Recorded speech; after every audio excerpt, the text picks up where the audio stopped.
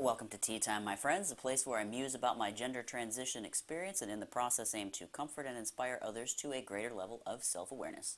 I'm Artemis. Today, on this episode, we are enjoying some Christmas cake tea from the Rose and Vine Gift Company, and I'm going to preserve a little bit of the mystery in celebration of the Christmas present season, present gift-giving season, we'll say.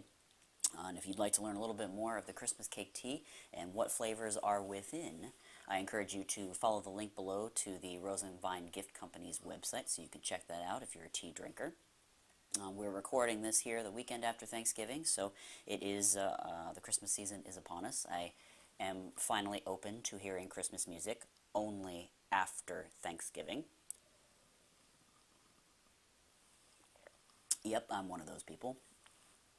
Today we are going to be a very, very short little blurb here that is still going to, I'm sure, create massive disagreeing conversations. But again, as is the goal for this channel, I am not out here to shock and awe people. I am here to present a differing perspective for others to consider so that we can, gain greater understanding, keep facts instead of feelings from clouding our logic so that we can have very mature discussions and move forward as people. So today we are going to be very shortly making the case for why non-binary is not a gender label. Let me make this really clear right up front that I believe the experiences of somebody who claims themselves non-binary is a very real thing. I am saying, though, that the word non-binary is not the right word to describe that at all. Because on this channel, we really try to stick with the actual definitions of words so that we can have a discussion where everybody's on the same page. We can actually move forward and make some progress on that. Otherwise, if we disagree on the definitions of words, you can't at all have a discussion at all. It's literally like trying to talk to somebody in a different language.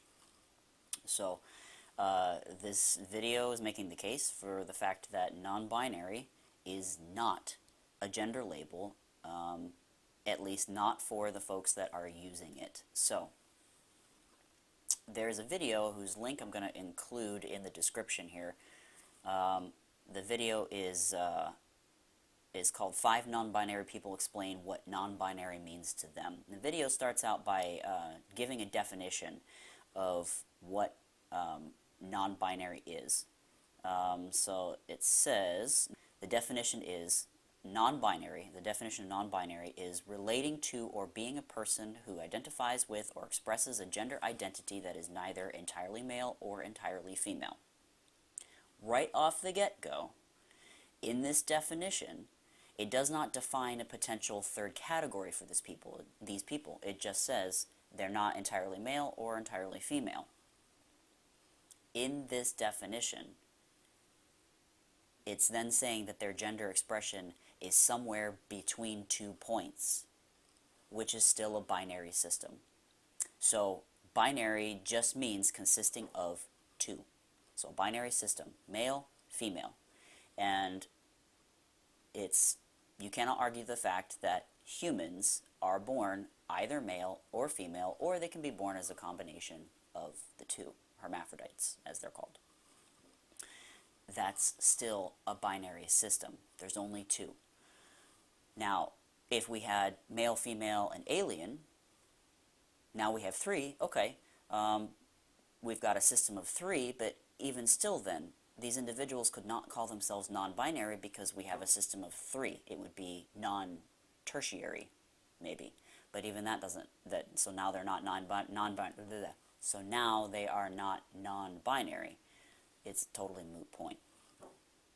So as I understand it, watching this video, these individuals find themselves somewhere on the spectrum between male and female. So again, this is a binary system. These people actually are within the binary system. I would say that gender fluid, much better word to describe what their experience is if they are somewhere within that spectrum and they don't identify much with male or female, or even, let's just say, masculine or feminine. But even still, I find this phenomenon not so much to be a phenomenon, because the vast majority of people do experience some kind of mix along the spectrum. Women are not all strictly very feminine, no masculine characteristics to them whatsoever. We are all of a mix on that spectrum. These individuals may just be closer to the center or more of a balanced mix of the two. So, and something else to consider, just as another note about the word binary, and also talking about gender fluid, how there's lots and lots of room for variety. Computer code is written in a binary, zeros and ones. Computer code, it can be incredibly complex and can code for a huge variety of things.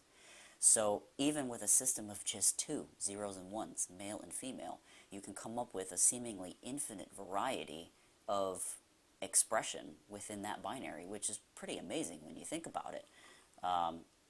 So indeed, I feel like a lot of these individuals who are gender fluid, they perfectly fit within a binary. It's just the binary is huge, and it's bigger than just thinking about things in black and white, male and female. So anyway, that's just my personal theory on non-binary as a really inaccurate label for what these individuals are experiencing, and I would advocate for something like gender fluid. Totally cool with that. So I would love to hear what you guys think on that, so please leave some comments below. Of course, mature discussion is encouraged, because on this channel we are aiming to understand each other better and create more harmony and empathy. So until next time.